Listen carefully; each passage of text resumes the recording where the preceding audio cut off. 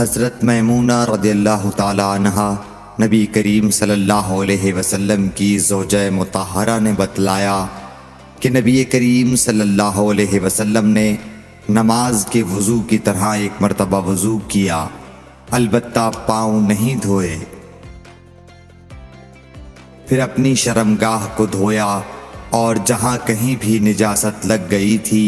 اس کو دھویا، پھر اپنے اوپر پانی بہا لیا، پھر پہلی جگہ سے ہٹ کر اپنے دونوں پاؤں کو دھویا۔ آپ کا غسل جنابت اسی طرح ہوا کرتا تھا۔ صحیح بخاری حدیث نمبر 249۔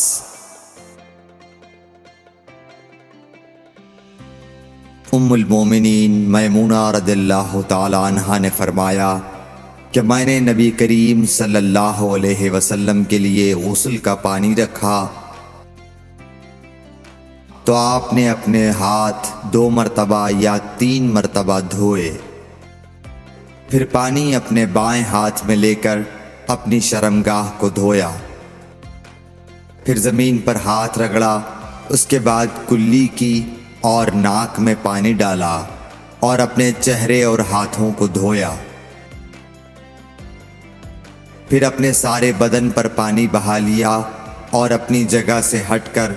دونوں پاؤں دھوئے۔ صحیح بخاری حدیث نمبر 257۔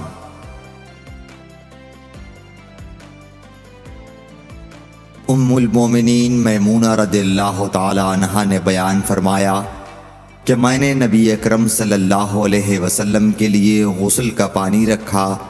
تو پہلے آپ نے پانی کو دائیں ہاتھ سے بائیں پر گرایا، اس طرح اپنے دونوں ہاتھوں کو دھویا، پھر اپنی شرمگاہ کو دھویا، پھر اپنے ہاتھ کو زمین پر رگڑ کر اسے مٹی سے ملا اور دھویا،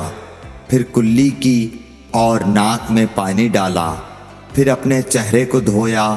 اور اپنے سر پر پانی بہایا، پھر ایک طرف ہو کر دونوں پاؤں دھوئے، پھر آپ کو رومال دیا گیا لیکن آپ نے اس سے پانی کو خشک نہیں کیا۔ صحیح بخاری حدیث نمبر 259۔